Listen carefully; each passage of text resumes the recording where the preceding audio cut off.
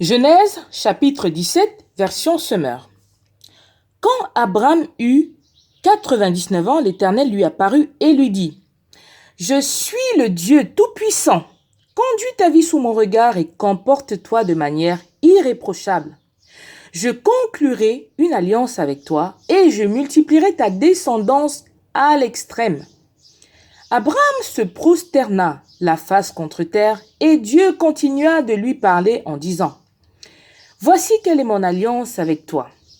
Tu deviendras l'ancêtre d'une multitude de peuples. Désormais, ton nom ne sera plus Abram, entre parenthèses, père éminent, mais Abraham, entre parenthèses, père d'une multitude. Car je ferai de toi le père d'une multitude de peuples. Je multiplierai à l'extrême le nombre de tes descendants et je te donnerai d'être à l'origine de diverses nations. Des rois même seront issus de toi. Je maintiendrai éternellement mon alliance avec toi, puis avec ta descendance après toi, de génération en génération. En vertu de cette alliance, je serai ton Dieu et celui de ta descendance après toi. Je te donnerai ainsi qu'à ta descendance ce pays de Canaan où tu vis maintenant en étranger et en nomade. Il sera votre propriété pour l'éternité. Et je serai le Dieu de ta descendance. Puis Dieu ajouta : de ton côté, tu observeras les clauses de mon alliance, toi et ta descendance, de génération en génération. Voici quelle est mon alliance avec vous et avec ta descendance. Quels en sont les termes que vous devrez respecter. Tous ceux qui sont de sexe masculin parmi vous seront circoncis. Vous porterez cette marque dans votre chair, et cela sera le signe de l'alliance entre moi et vous. De génération en génération, tout garçon devra être circoncis à l'âge de 8 jours. Cela s'applique aussi à tout garçon né dans ta maison et aux étrangers qui auront été achetés comme esclaves et qui ne sont pas de ta descendance. Tous sans exception seront circoncis, qu'ils soient nés dans ta maison ou à qui a pris d'argent. Ainsi le signe de mon alliance sera gravé dans votre chair. C'est là une alliance à perpétuité. Celui qui n'aura pas été circoncis sera retranché de son peuple parce qu'il n'aura pas respecté les clauses de mon alliance.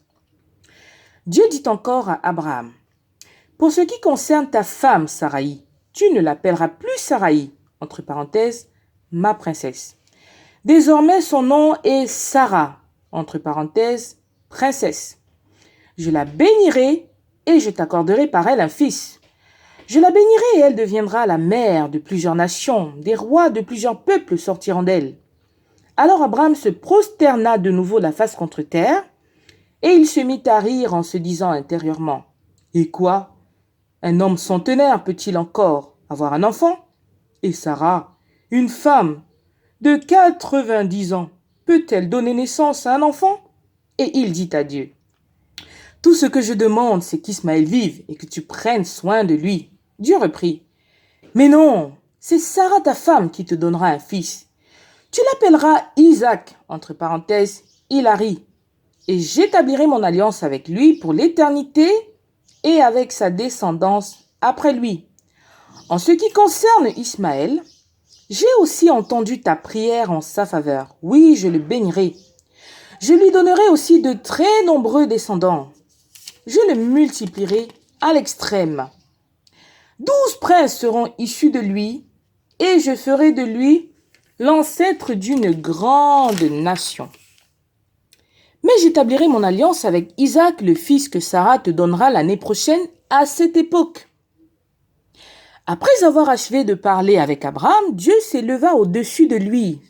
Ce même jour, Abraham circoncit Ismaël, son fils, ainsi que tous les gens nés dans sa maison et tous les esclaves qu'il avait achetés. Tous les gens de sexe masculin qui appartenaient à la maison d'Abraham furent circoncis comme Dieu le lui avait ordonné. Abraham avait 99 ans quand il fut circoncis, et Ismaël son fils en avait 13. Abraham et son fils Ismaël furent circoncis le même jour, en même temps que tous les hommes de sa maison nés chez lui et les étrangers à qui a pris d'argent.